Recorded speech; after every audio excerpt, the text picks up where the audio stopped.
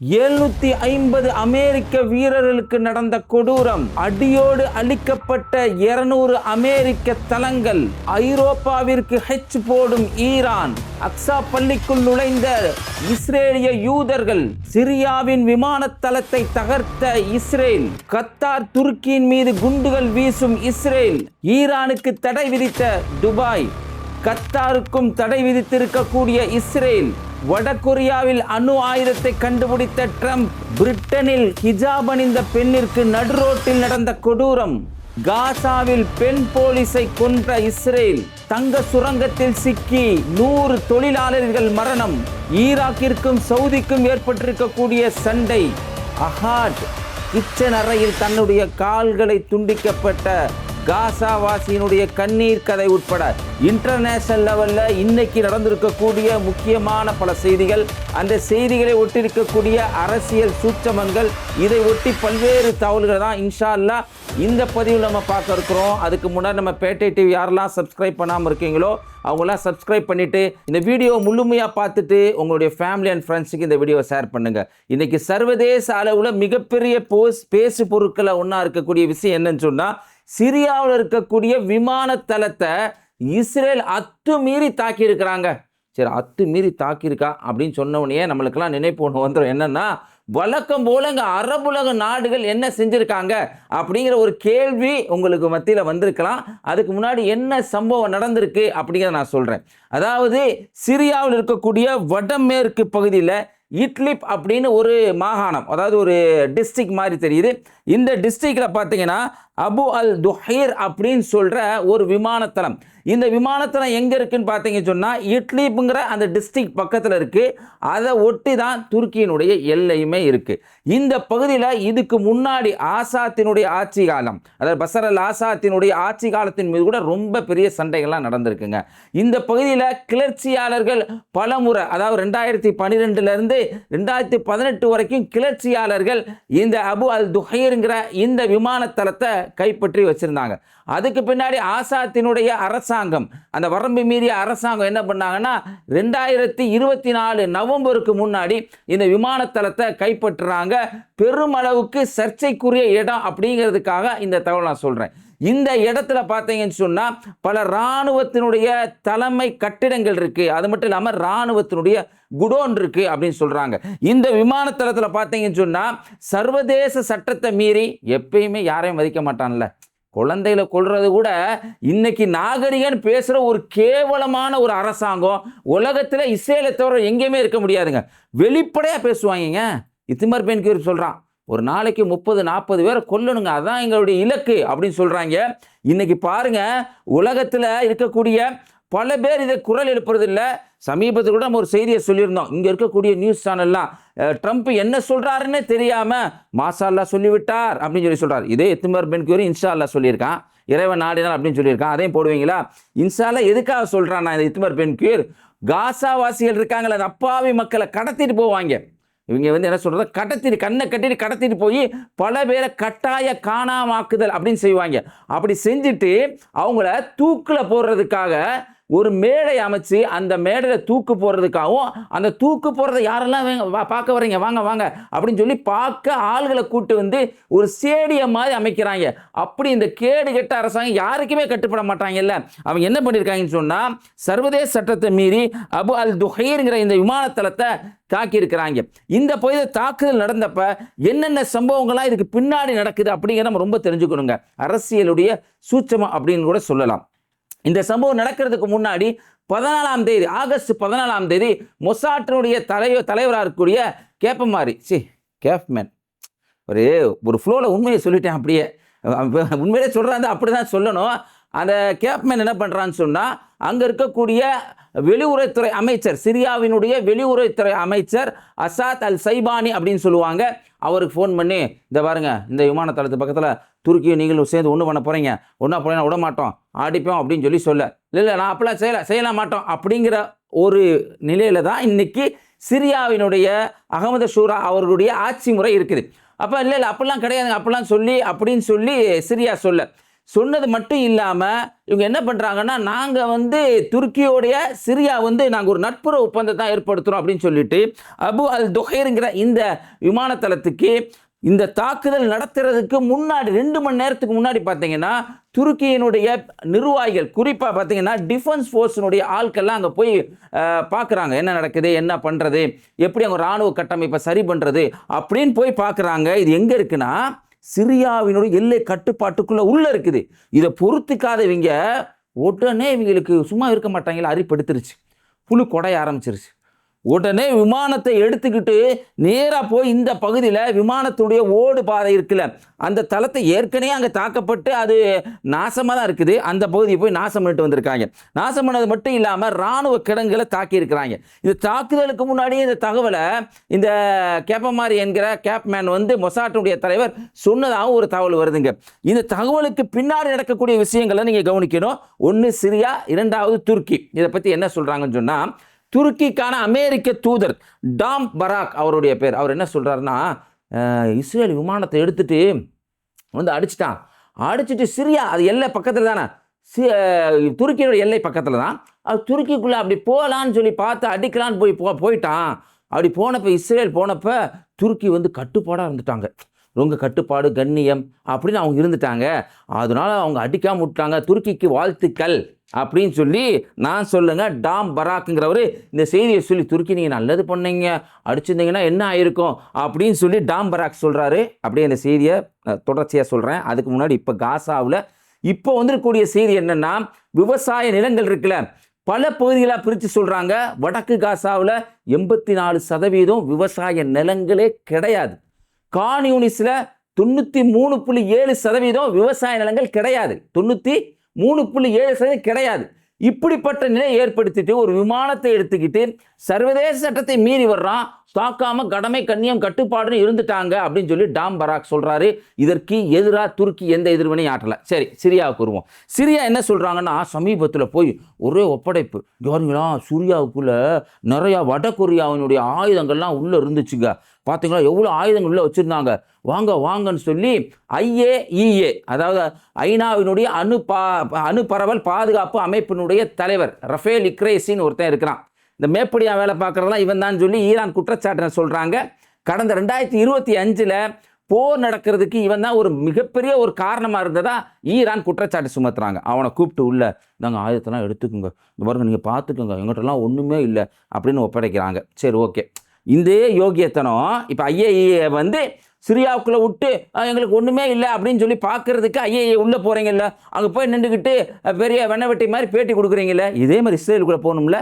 இஸ்ரேலில் டிமோனோ அப்படிங்கிற ஒரு பகுதியில் 170க்கும் அதிகமான உயரியபட்ச அணு ஆயுதங்களை இஸ்ரேல் வச்சுருக்கானே, அங்கே ஏன்டா போகலை அப்படின்னு கேள்வி கேட்க துப்பு இல்லாமல் சிரியாவினுடைய வெளியுறவுத்துறை அமைச்சகமும் அங்கே இருக்கக்கூடிய ஆட்சியாளர்களும் இருக்கிறாங்கிறத இந்த செய்தியை படிக்கும் போதே நம்மளால் தெரிஞ்சு கொள்ள முடியுது. அரபுலக நாடுகள் என்ன செஞ்சுருக்கிறாங்க, பலமான கண்டன அறிக்கை எப்படிப்பட்ட சாதாரணமானதில்லை, கண்டனத்தை சொல்லும் போதே அப்படியே கக்குது அனல். அந்த மாதிரி கண்டன அறிக்கை நாங்கள் தெரிவிக்கிறோம், இஸ்ரேல் வந்து வரம்பு மீறி செயல்பட்டு சிரியாவை தாக்கிக்கிட்டு இருக்கு. அட பாவிகளா, மேற்கு கரையிலங்க, வெஸ்ட் பேங்க்கில் மேற்கு கரைன்னு சொல்லுவாங்க, மஸ்ஜிதுல் அக்ஸா, அந்த பகுதியை பற்றி செய்தி வந்திருக்கு. என்னென்னா, இஸ்ரேல் உத்தரவு போட்டிருக்கான், என்னென்னா அங்கே அவங்களுடைய ஏதோ பண்டிகை வருதான், அந்த சமயத்தில் நீ போய் ஏதோ கும்பிடுத்துறோடா, ஓ நம்பிக்கை பிரகாரம் இருந்துருப்போம், அது பிரச்சனையே கிடையாது. அவங்க நம்பிக்கை பிரகாரம் அவங்க வணக்க வழிபாடுகளை செய்வாங்க, அது அவங்களுக்குரியது, அதை நம்ம மறுக்க முடியாது. ஆனால் ஒவ்வொரு நம்பிக்கையுடைய வழிபாட்டு தலத்துங்களையும் வேறத்தவங்களை போய் வழிபாடு செய்ய நம்மளால் சொல்ல முடியுமா? இங்கே இருக்கையும் சொல்லுவாங்கல்ல, ஹனுமான் சலாசியை பாடுங்க அப்படின்னு சொல்லி ஒருத்தன் கிளப்பி விட்டுருவான். கிளப்பி விட்டா முஸ்லீம்கள் தொழுகிற இடத்துல, அவங்க போகிற இடத்துலலாம் இந்த பாடலை வேணுமுன்னே வெறுப்பேற்றுறதுக்காக பாடுவாங்கல்ல, அதே மாதிரி இல்லை, அதோட கூடுதலாக இஸ்ரேல் என்ன பண்ணுறான்னா, மஸ்ஜிதுல் அக்ஸா, அதாவது ஒட்டுமொத்த உலகத்தில் உள்ள முஸ்லீம்களும் ரொம்ப மதிக்கக்கூடிய ஒரு புனித நகரம் தாங்க மஸ்ஜிதுல் அக்ஸா. அங்கே இருக்கக்கூடிய பள்ளிவாசலுக்குள்ளே உள்ளே போய் யூத வழிபாட்டு தலங்களை அமைச்சுக்கிட்டு நீங்கள் வந்து வழிபடுங்க அப்படின்னு சொல்லி இஸ்ரேல் சொல்கிறான். இந்த செய்தி அப்படியே வச்சுக்கோங்க. அதோட சேர்த்து இன்னொரு செய்தியை சொல்கிறேன் நான்.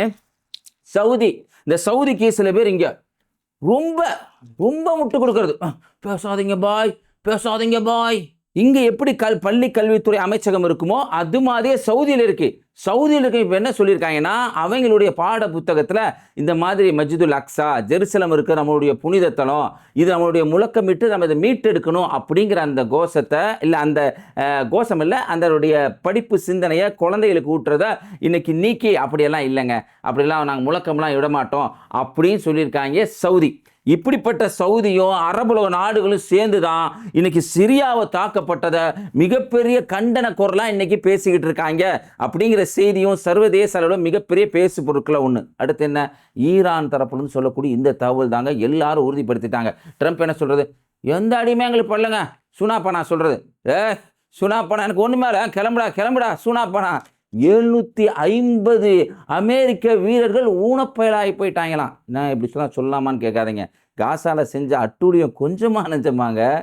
இன்னைக்கு ஒரு டாக்டர் பேட்டி கொடுக்குறாருங்க. அந்த டாக்டருடைய பேர் பார்த்தீங்கன்னு சொன்னால் மார்க் பெர்ல் மட்டர் அப்படின்னு சொல்லி ஒருத்தர் சொல்கிறாரு. இன்டர்நேஷனல் நியூஸ் சேனலுக்கு பேட்டி கொடுக்க அவர் சொல்லும் போது சொல்கிறாரு, எனக்கு ரொம்ப கஷ்டமாக இருந்துச்சுங்க, ஒரு 5 வயசு பிள்ளைக்கு நான் ஆப்ரேஷன் பண்ணேன். ஆப்ரேஷன் பண்ணுறப்ப அந்த மரத்து போகிற இன்ஜெக்ஷன் இல்லை, அவங்க குடும்பத்தாலாம் சுற்றி இருந்தாங்க, கால்களை ஆப்ரேஷன் இல்லாமல் வெட்டி எடுக்கணும். அப்போ என்ன அவங்க குடும்பம்லாம் பிரார்த்தனை செஞ்சாங்கன்னா, அந்த குழந்தைக்கு மயக்கம் வந்துட்டா, மயக்கம் போட்டு விழுந்துட்டா, அப்போ வெட்டி எடுத்துட்டா நல்லா இருக்குமே. அதை ஆப்ரேஷன் பண்ணுறாங்க, அந்த வெட்டி எடுக்கும்போது அந்த வலி வருதுல, அந்த வலியிலே மயக்கம் அடைஞ்சிருவாங்களாம் பல பேர். அப்படியே அந்த குழந்தை மயக்கம் அடைஞ்சிட்டா நல்லா இருக்கும்னு பிரார்த்தனை பண்ணாங்க. அப்படியே அந்த குழந்தை மயக்கம் அடையில. இப்படிப்பட்ட கொடூரத்தில் நான் கண்டிருக்கிறேன் அப்படின்னு சொல்கிற அந்த காசாவுடைய நிலைகளில் இந்த 750 அமெரிக்க வீரர்கள் இன்னைக்கு போய் பல இடங்களில் அடி வாங்கி ஊனப்பயிர் ஆகி போயிருக்காங்கிற செய்தி இன்னைக்கு கிடைச்சிருக்கு. இதுவுமே யார் சொல்கிறாங்கன்னா, அமெரிக்க தரப்புல இருக்கக்கூடிய நியூஸ் சேனல்ஸ் அதை பரப்பிக்கிட்டு இருக்காங்க. அதே மாதிரி பென்டகன் தரப்புல சொல்லக்கூடிய இன்னொரு தகவல், 200 விமானத்தளங்கள், அதாவது நம்மளுடைய 200 விமானத்தளங்கள் பஹ்ரைனில், குவைத்தில், அது மட்டும் இல்லாமல் கத்தாரில், இங்கே மாதிரி இருக்கக்கூடிய சவுதியில் இருக்கக்கூடிய 200 விமானத்தளங்கள் ரொம்ப படு மோசமான தாக்குதலுக்கு உள்ளாயிட்டோம். இந்த இடத்துல இருந்து நம்ம வெளியில் வந்துடுறது நல்லது. ஏன்னு சொன்னால் நம்முடைய கடன் தொகை அதிகமாக இருக்கு. அமெரிக்காவுடைய கடன் தொகை 40 ட்ரில்லியன் USD அளவுக்கு அதிகரித்து போயிடுச்சு. எப்படியாவது நம்ம இங்கேருந்து வந்தால் போதும் அப்படிங்கிற ஒரு நிலை, அப்படிங்கிற ஒரு பேச்சுவார்த்தை கூட அவருடைய அதிகாரிகள் மத்தியில் வந்திருக்கு அப்படிங்கிற செய்தி கிடைச்சிக்கிட்டு இருக்கு. ஈரான் தொடர்ந்து என்ன சொல்றாங்கன்னா, தொடர்ந்து ஹர்முஸ் ஜலசந்தியை முற்றுகையிட்டு அதை நாங்கள் தான் வச்சுக்கோன்னு சொல்லி உன்னுடைய சித்து வேலையை அங்கே காட்டிக்கிட்டே இருந்தேன்னா ஹர்முஸ் ஜலசந்தி வழியாக ஒரு கப்பல் போகாது மட்டும் இல்லை.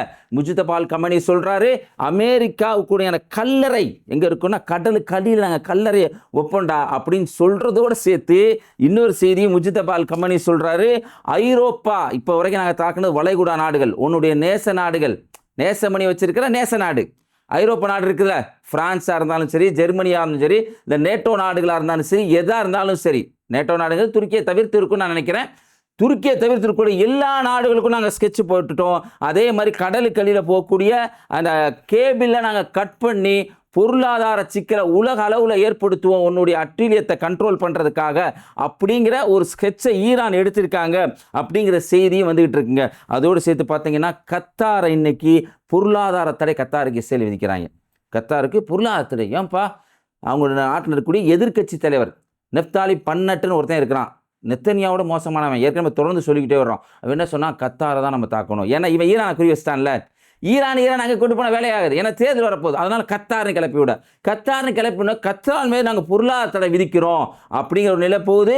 அது மட்டும் இல்லாமல் இப்போ நடந்திருக்கூடிய இந்த சிரியாவுடைய தாக்குதலுக்கு பின்னாடி துருக்கி இருக்கனால, துருக்கி இவங்க சப்போர்ட் பண்ணிக்கிட்டு இருக்கனால துருக்கி மீதும் கத்தார் மீதும் நம்ம குண்டுகள் வீசுறதுக்கு தயாராக இருக்கணும் அப்படிங்கிற ஒரு நிலையை இன்னைக்கு இஸ்ரேல் எடுத்து உண்மையிலே அரபுலக நாடுகளுக்கு ஒரு பாடத்தையே சொல்லிக்கிட்டு இருக்காங்க அப்படின்னு தாங்க சொல்லணும். ஏன்னா அப்படிதான் நடக்குது. நீங்கள் சம்பவத்தை பாருங்கள், காசாவில் இந்த ஃபோட்டோவை பாருங்கள், ஒரு பெண் போலீஸ் அதிகாரியை சுட்டு கொண்டிருக்காங்க இஸ்ரேலு. இதை பற்றி யாருமே பேசுறதில்ல. இங்கே இருக்கக்கூடிய தமிழ் நியூஸ் சேனல்ஸ் எல்லாம் இதை வெளியில் கொண்டு வர்றதே இல்லை. அதே மாதிரி பார்த்தீங்கன்னா உலகத்தளவில் இவங்க செய்கிற இந்த பிரச்சாரத்தில், வெறுப்பு பிரச்சாரத்தில் மிகப்பெரிய ஒரு பாதிப்பு உலகத்தளவில் ஏற்படுது. அப்படி ஏற்பட்ட சம்பவங்களும் ஒன்று தான். பிரிட்டனில் பார்த்தீங்கன்னு சொன்னால் நடு ரோட்டில் ஒரு அம்மா சும்மா அவங்க பாட்டில் பஸ்ஸிலேருந்து இறங்கி ஹிஜாப் போட்டு போகிறாங்க. வெறுப்பு தாங்க முடியல. இந்த ஹிஜாபை பிடிச்சி இழுத்து அந்த அம்மாவை போட்டு நடு ரோட்டில் வச்சு ஒரு பொம்பளையை கூட அடிக்கிறாங்க இவங்க செய்கிற வெறுப்பு பிரச்சாரத்தில். அப்போ அங்கே காவல்துறை வந்து அவனை கைது பண்ணிட்டாங்க. ஆனால் இந்த வெறுப்பு பிரச்சாரம் எந்த அளவுக்கு கொண்டு போய் விடுது அப்படிங்கிறத பாருங்கள். இந்த வெறுப்பு பிரச்சாரம் தான் மக்கள் எப்படி இருக்காங்க, மக்களுக்கு என்ன செய்யணும் அப்படிங்கிற சிந்தனை வராமல் போகுது. ஏன்னா உலகத்தில் அவ்வளோ பெரிய விபரீத சம்பவங்கள் நடைபெறுது. இப்போ பாருங்கள், ஆப்பிரிக்கா கண்டத்தில் தங்க சுரங்கத்துக்கு கீழே வேலை பார்த்துக்கிட்டு இருந்தவங்களாம் தொழிலாளர்கள் மிகப்பெரிய நிலச்சரிவு ஏற்பட்டு கிட்டத்தட்ட 37 பேருடைய உடல்கள் எடுக்கப்பட்டிருக்கு. 100 பேருக்கு அதிகமானவர் இறந்து போயிருக்காங்க அப்படிங்கிற செய்தி கிடைக்கிது. இன்னா லில்லாஹி வ இன்னா இலைஹி ராஜிஊன். இவ்வளோ மோசமான சம்பவம் நடக்குது. அதை விட்டுட்டு ஆட்சி அதிகாரம் அப்படின்னு தொடர்ந்து பேசிக்கிட்டு இருக்காங்க. ட்ரம்ப் அடுத்தது கிளம்பிட்டான். சும்மாவே இருக்க மாட்டான் போல, வாயும் கைகாலையும் வச்சுக்கிட்டு. வட கொரியாவில் அணு ஆயுதம் இருக்குது. அது இருக்க தெரிஞ்சதானடா. சிப்ரிங்கிற அமைப்பு சொல்கிறாங்க எல்லா நாட்டிலையும் இருக்குது, ரஷ்யாட்ட இருக்குது, ஓன்ட்ட இருக்குது, இந்தியாட்ட இருக்குது, பாகிஸ்தான்கிட்ட இருக்குது, எல்லார்ட்டையுமே இருக்குது. இல்லை வட கொரியாவில் அணு ஆயுதம் இருக்குது, நாங்கள் விட மாட்டோம் அப்படின்னு சொல்கிறாங்க. இதுக்கு பின்னாடி இருக்கக்கூடிய அரசியல் பின்னணி காரணங்கள் என்னென்னா, சிரியாக்காரங்க நிறைய போய் ஆயுதத்தை காட்டினாங்கல்ல, அசாத்திலிருந்து எடுத்த ஆயுதங்கள் இந்த பாருங்கள், இந்த வடகொரியா ஆயுதம் காட்டினாங்கல்ல, அதை வச்சுக்கிட்டு இந்த என்ன சொல்கிறான்னா வடகொரியாவில் எனக்கு அணு ஆயுதம் இருக்குது அப்படின்னு ஒரு குண்டை தூக்கி போட்டிருக்கான். அதே சமயம் நான் வடகொரியாவுக்கு பிரயாணமும் பண்ண போகிறேன் அப்படின்னு சொல்லி ஒரு குண்டை தூக்கி போட்டிருக்கான். என்ன காரணமா, அங்கே ஏதாவது பிரச்சனை பண்ணி எப்படியாவது அந்த நாட்டையும் ஆட்டையை போடலாம் அப்படிங்கிற ஒரு வேலை ஈடுபடுறாங்க. ஆனால் எங்கே போனாலும் அவங்களுக்கு ஊம குத்தாக தான் விழுந்துக்கிட்டு இருக்கு அப்படிங்கிறது தான் செய்திகளில் ஒன்று. தொடர்ந்து வீடியோக்களுடைய கடைசி பகுதியில் காசா மக்களுடைய கண்ணீர் கதையை நம்ம சொல்லிக்கிட்டு வர்றோம். சமையல் அறையிலங்க வெளியில் போக முடியாமல் ஒரு குழந்தையினுடைய காலை வெட்டி எடுக்கப்படுது. அஹாட் அப்படின்னு ஒரு குழந்தை. இந்த குழந்தை வசித்த இடம் எங்கே தெரியுங்களா? சிஃபா ஹாஸ்பிட்டல். யாருமே மறந்துருக்க மாட்டாங்க. இந்த பகுதியை தான் இசை என்ன சொன்னான்னா மிகப்பெரிய கட்டளை மையம், ஹமாஸுடைய கட்டளை மையம்னு சொல்லி முற்றுகையிட்டாங்க. இவங்க வீட்டு கீழே இந்த அஹாட்டுங்கிற குழந்தை 10:30 மணி அளவுக்கு வீட்டு கீழே இறங்கி ஏதோ பொருள் வாங்க வந்துடுது. வந்த உடனே பீரங்கி வச்சு குண்டை போடுறாங்க. அடி தாங்க முடியாமல் அந்த குழந்தையும் அந்த குழந்தையினுடைய அக்காலும் மாடிப்படி ஏறி வர்றாங்க. உள்ளே வந்து ஷெல் தாக்குதல் நடத்துகிறாங்க. காலில் ஃபுல்லாக சுட்டுறாங்க. சுட்டா எப்படி சூழ்நிலைனா, ஹாலில் தாக்கப்பட்ட மாதிரி இருக்குது, குண்டு விழுந்துக்கிட்டே இருக்குது. ரூமில் இருக்க ஃபேமிலி அவங்கள அந்த குழந்தைய உள்ளே இழுக்கிறாங்க. ஏன்னா வெளியில் தலையை காட்டினா சுட்டுருவாங்க. வலிஞ்சு போடுது ரத்தம். குடும்பத்துக்கு எப்படிப்பட்ட சூழ்நிலை இருக்கும்? உள்ளே இழுத்துட்டு வந்தால் அந்த அஹாட்டினுடைய குழந்தைய காலை உடனே துண்டிச்சு எடுக்க வேண்டிய நிலை. அங்கே அவங்களுடைய மாமா ஹானி, ஒரு டாக்டர். நான் சொல்லக்கூடிய இந்த செய்தி வைரல் வீடியோங்க. வீடியோ எந்த அளவுக்கு காட்ட முடியுமோ அந்த அளவுக்கு காட்டுறோம். ஏன்னா ஃபுல்லாக பிளட்டு அந்த மாதிரி சம்மந்தப்பட்டதாக இருக்கும். உடைய மாமா, இந்த ஹார்ட்டினுடைய குழந்தையினுடைய மாமா, தாய் மாமா ஹனி, அவர் என்ன பண்ணுறாருன்னா, ஒரு டாக்டரு குழந்தையுடைய காலை வெட்டி எடுக்கணும். வேறு வழி இல்லை, உயிராக குழந்தையினுடைய காலாக நான் முடிவு செய்யணும், வேறு வழி இல்லை. நான் வச்சுருந்த சிசரு, வச்சுருந்த சின்ன சின்ன அந்த மருந்துகள், அந்த துணி மாதிரி வச்சுருப்பாங்களா, அது மாதிரிலாம் வச்சுட்டு இந்த குழந்தைய சமையல் அறையில் வச்சு அந்த குழந்தையுடைய காலை துண்டிக்கிற வேலைலாம் ஈடுபட்டேன். அழுதுகிட்டே பேட்டி கொடுக்குறாரு. கரண்ட் இல்லை. சுற்றி இருக்கிறவங்க எல்லாம் டார்ச் லைட்டை எடுத்து அடித்து அந்த குழந்தைக்கு கரண்ட்டு கொடுக்குறாங்க. இந்த டாக்டர் அந்த காலை வெட்டி எடுத்து அந்த குழந்தையை நான் காப்பாற்றுறதுக்கான முயற்சியில் நான் ஈடுபட்டுட்டேன், காப்பாற்றிட்டேன்னு நினைக்கிறேன் அப்படிங்கிற ஒரு பேட்டியை கொடுக்குறாரு. அதுக்கப்புறம் அந்த குழந்தை கீழே இறங்கி போக முடியாமல் அந்த வீடு முற்றுகையிட்டு பல நாட்கள் கழித்து நாசர் ஹாஸ்பிட்டலுக்கு போய் அந்த குழந்தைக்கு ட்ரீட்மெண்ட் கொடுக்கப்பட்டுச்சு. இது மாதிரி பலருடைய குழந்தைகளுடைய கால்கள் துண்டிக்கப்பட்டு எடுக்கப்பட்டிருக்கு, மயக்க மருந்து கொடுக்காமைய. எத்தனை குழந்தைகள் நினைக்கிறீங்க? 1000 குழந்தைகளுக்கு மயக்க மருந்து இல்லாமலே காலும் அல்லது கையும் துண்டித்து எடுக்கப்பட்ட ஒரு சம்பவம் உலகத்தில் நடந்திருக்கு. ஆனால் எத்தனை பேருக்கு இது தெரியும் தெரியலை. இதெல்லாம் சொல்ல வேண்டிய பொறுப்பு நம்மளுக்கு இருக்குது. ஏன்னா நீதிக்காக உண்மைக்காக குரல் கொடுக்க மக்களாக தமிழ் மக்கள் இருக்கிறாங்க. அதனால் மறந்துடாமல் இந்த செய்தியை உங்கள் நண்பருக்கு ஷேர் செய்யுங்க. இந்த வீடியோ பற்றி உங்களுடைய கருத்தை கமெண்ட்டில் பதிவு செய்யுங்க. இணைந்திருப்போம். அஸ்ஸலாமு அலைக்கும்.